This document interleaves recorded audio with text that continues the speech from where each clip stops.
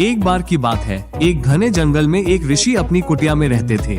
ऋषि हर दिन नदी में स्नान करते, फिर एक बड़े पत्थर पर बैठकर अपनी तपस्या में लीन हो जाते। उनकी तपस्या इतनी शक्तिशाली थी कि उनकी साधना से प्रकृति भी शांत हो जाती थी। उनकी कुटिया में उनकी पत्नी भी रहती थी, जो वर्षों से संतान के सुख की इच्छा रखती थी, लेकिन उनके भाग्य में संतान नहीं थी। एक दिन ऋषि तपस्या कर रहे थे। अचानक आकाश में उड़ती हुई एक चील अपने पंजों में एक नन्ही चूहिया को दबाए हुए जा रही थी। तभी अचानक चील की पकड़ ढीली हो गई और चूहिया ऋषि के हाथों में गिर पड़ी।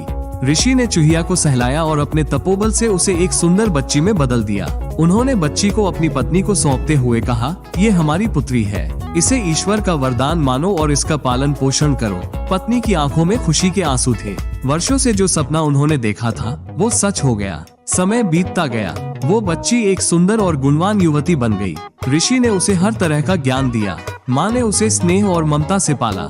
जब वो 16 साल की हो गई तो माँ ने ऋषि से कहा, अब समय आ गया है कि हम इसका विवाह कर दें। ऋषि ने अपने तपोबल से सूर्यदेव को बुलाया और कहा, मेरी बेटी सर्वगुण संपन्न है, क्या आप इससे विवाह करेंगे? सूर्यदेव मुस्कुराए, लेकिन युवती ने सिर हिलाकर मना कर दिया। उसने कहा, ये तो बहुत तेज चमकते हैं, मैं इनके साथ नहीं रह सकती।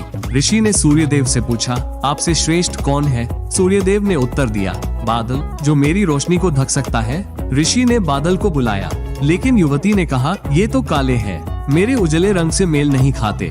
बादल ने कहा, मुझसे श्रेष्ठ पवन है, वो मुझे भी उड़ा ले जाता है। पवन देव ऋषि के सामने आए। ऋषि ने पूछा, क्या आप मेरी बेटी से विवाह करेंगे? लेकिन युवती ने कहा, ये तो चंचल है, कहीं टिकते ही नहीं, मैं इनके साथ कैसे रहूंगी? पवन देव ने कहा, मुझसे श्रेष्ठ पर्वत है, जो मुझे रोक देता है। पर्वतराज ने कहा, ऋषिव, क्या आपकी बेटी मुझसे विवाह करेगी? लेकिन युवती ने कहा, ये तो पत्थर है, इनमें कोई कोमलता नहीं, मैं इनके साथ कैसे रह सकती हूँ? पर्वतराज ने कहा, मुझसे श्रेष्ठ चूहा है, जो मुझे भी छेद देता है। चूहे को देखकर युवती खुश हो गई। उसने कहा, मुझे यही वर चाहिए, यह मुझे बहुत प्यारा लगता है। ऋषि ने मंत्र पढ़ा और युवती को वापस चूहिया बना दिया। फिर चूहिया और चूहे का विवाह हुआ। दोनों खुशी खुशी अपने नए घर चले गए। इस कहानी से हमें ये सीख मिलती है कि किसी के मूल स्वभाव को बदलना आसान नहीं। हर जीव को उसकी प्रकृति के अनुसार ही खुशी मिलती है। हमें अपनी सच्ची पहचान को स्वीकार करना चाहिए और दूसरों को भी उनके स्वभाव के अनुसार सम्मान देना चाहिए।